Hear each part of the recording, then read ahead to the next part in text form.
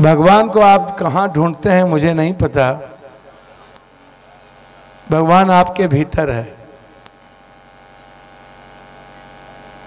और अपने भीतर को खोजना चाहिए।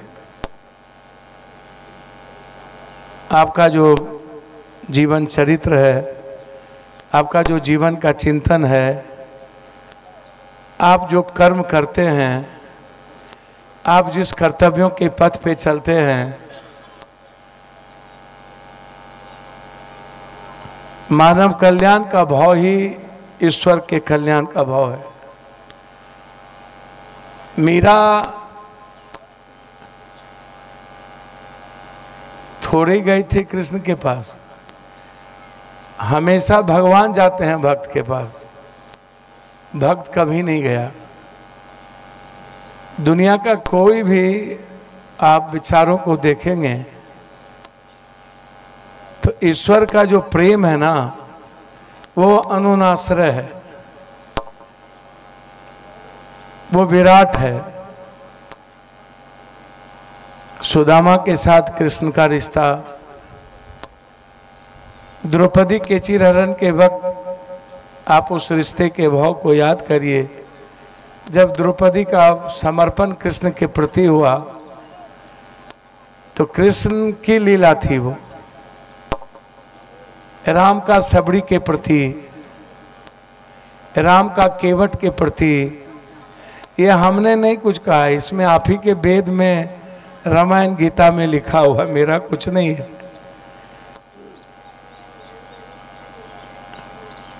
तो परमात्मा कैसे खुश होंगे और परमात्मा को आप कैसे समझ सकते हैं? आप इंसान हैं ही नहीं, आप समाज के बुराइयों में उलझे हुए हैं, आप अलग अलग जाति धर्म मजहबों में हैं। बुद्ध ने क्या कहा था? अपो दीपो भवा। मेरे भीतर जो जड़ता है, मनोवृत्ति है, हमारे भीतर जो बुराइयों की प्रवृत्ति है, रावण है, कंस है, यजीद है, ये जो लोभ है, लालच है, दुष्टता है, ये जो अहंकार है, उन्होंने तो ये बात कही थी शिव ने, आत्म मोक्षार्थम जगत हिताय च। संपूर्ण मानव के कल्याण के भाव में ही मोक्ष की कल्पना की जा सकती। बिना मानव कल्याण के प्रवृत्ति के पिंडदान से मोक्ष मिल ही नहीं सकता।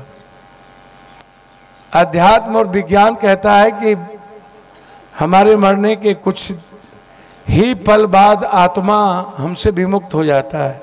फिर आप पिंडदान किसको करने जाते हैं? माता पिता के जीवित रहते हुए हम उसका सम्मान तो कर नहीं पाते। आप दुनिया को देखिए, तो कल्याण के भाव में ही मोक्ष की कल्पना है। इसीलिए बुद्ध ने कहा अपो दीपो भवा, मतलब मेरे भीतर के बुराइयों का अंत, रावण का खात्मा। हर व्यक्ति में रावण और राम दोनों का भाव है। आप जिस प्रवृत्ति से जीना चाहते हैं आप जिए। आपकी साधुता क्या कहती है आप जाने, आप वैसा हैं क्या? जहां हरि होगा वहां अहंकार नहीं होगा, और जहां अहंकार होगा वहां हरि हो ही नहीं सकता।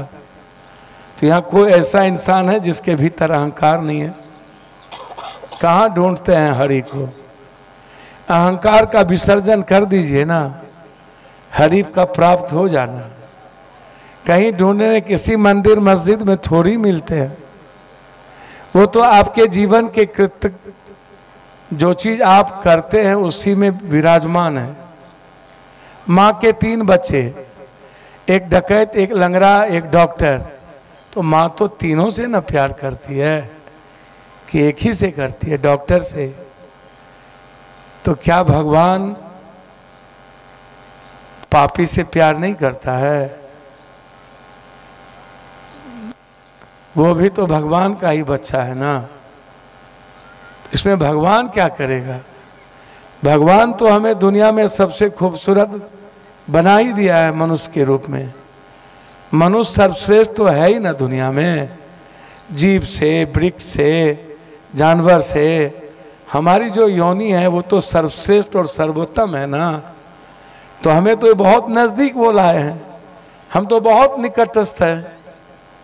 हमारी भूमिका उन्होंने तय कर दी है कि जिस विवाह मंडली को ईश्वर ने विराट बनाया है उसी खूबसूरती की रचना को हमें सजा के रखना है। हम तो उससे उस बगिया को उजाड़ते हैं। अब यहाँ माँ बैठी है, 3 थप्पड़ मार के इनके बच्चों को यदि हम आशीर्वाद लेने जाएंगे तो माँ का तो बहुत विरल होता है। माँ तो बुराई नहीं करेगी लेकिन आशीर्वाद दे पाएगी। तो आप पड़ोसी की दुष्टता करते हैं, पड़ोसी से प्रेम करते हैं, भगवान को ढूंढने चल दिए। कौन लोग पड़ोसी से प्रेम करते हैं? मैंने तो नहीं देखा इस दुनिया में किसी को प्रेम करते। जो गरीब आदमी, आम आदमी है, उसके आंसू कौन कौन पोंछा है दुनिया में? तो जब आप मंदिर की ओर चलते हैं तो पड़ोसियों के बारे में चिंता तो कर लीजिए। मन चित कब होगा आपका? मन करे चंगा तक कठौती में गंगा। बिना चित्त के साधना होगा।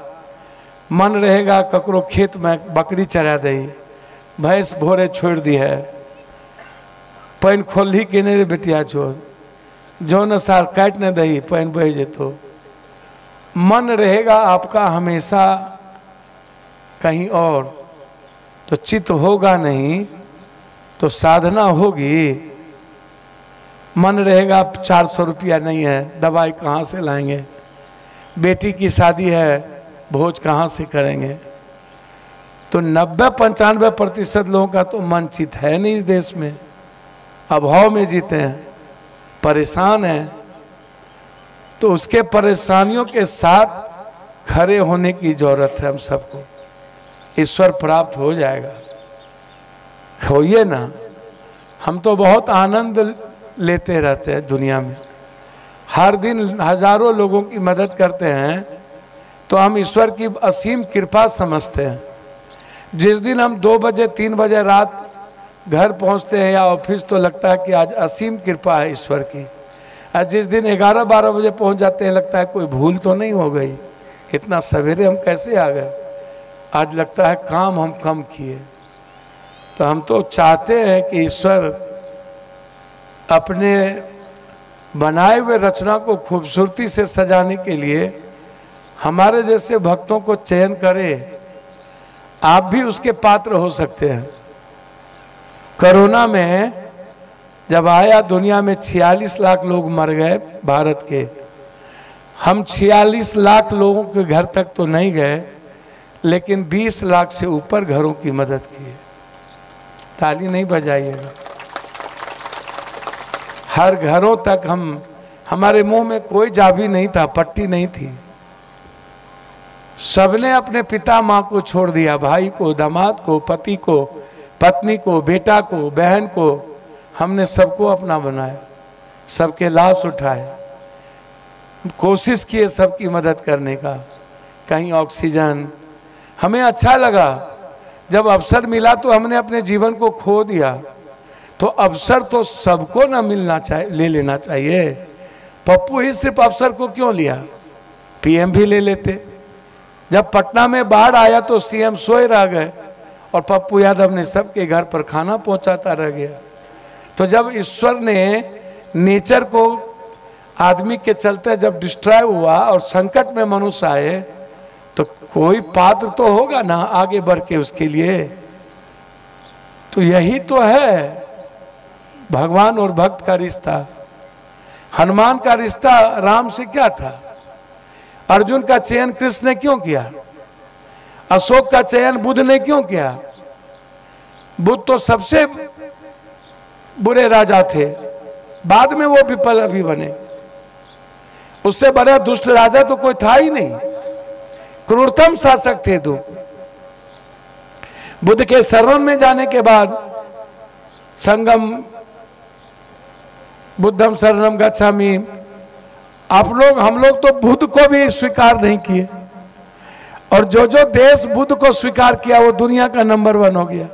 चाइना, जापान, वियतनाम, थाईलैंड, देखिए जाके वहां। और जहां भगवान ज्यादा है वहां पर गरीबी दुनिया का सबसे ज्यादा होगी। तो भगवान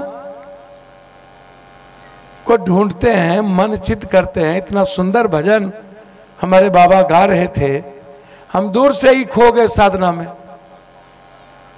मैली चादर ओढ़ के कैसे द्वार तुम्हारे। एक भाव ये परमात्मा में विलय का है।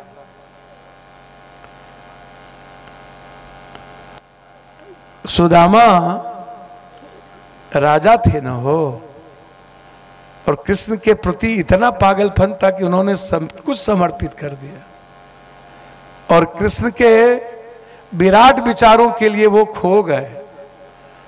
तो सुदामा और कृष्ण के रिश्ते को आप कहां ले जाइए। हुआ रुक्मणी को बहुत ही अचंबा, ये मेहमान कैसा अजीब आ गया।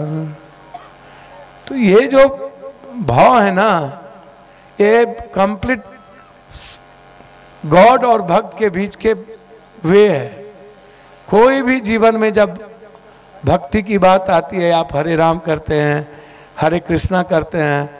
अब हरे राम हरे कृष्णा में तो आप किस किस को नचाते हैं, ऐसा भाव होता है। ऐसे अब तो भाव के लिए जाते नहीं है, भाव तो ये है भजन हो रहा है। तो इसीलिए मेरा रिक्वेस्ट है आप सबसे, इंसान बनिए, जाति ना बनिए। जाति बनिएगा तो इंसान नहीं बनिएगा। जाति तो थी नहीं ना, कृष्ण ने तो कर्म की उपलब्धि दी ना। युधिष्ठिर ब्राह्मणो जानति ब्राह्मणम, और अर्जुन क्षत्रिय, नकुल सहदेव वैश्य और शूद्र। तो एक ही 5 भाई अलग अलग कर्म से जाति हो गए।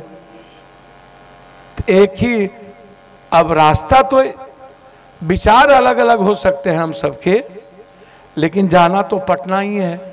कोई बेगूसराय से जाएगा, कोई भागलपुर से, कोई मुजफ्फरपुर से। लक्ष्य तो परमात्मा का ही है ना।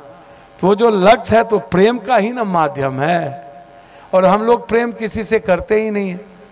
मैंने तो आज तक किसी को हृदय से प्रेम करते इंसान और इंसान के बीच को देखा ही नहीं। अपनों के रिश्ते नहीं होते हैं, दूसरों की बात क्यों करते। इसीलिए भूखे पेट भजन ना होई, अब भजन बिना चैन ना राय राम।